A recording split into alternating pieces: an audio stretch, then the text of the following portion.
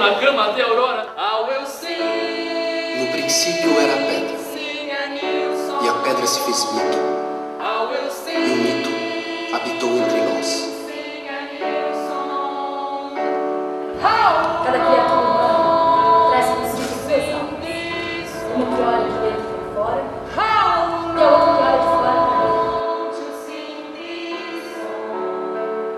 E pra onde eu vou?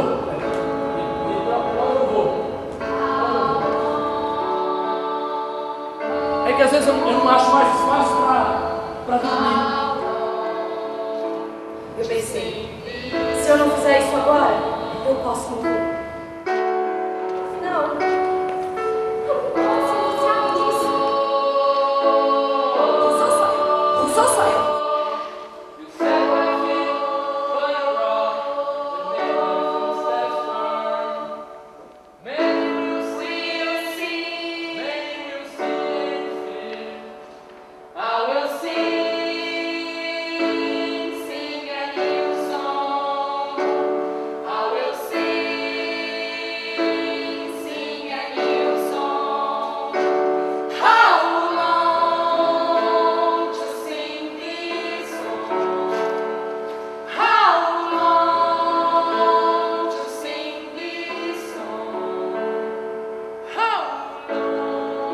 São para se ter medo.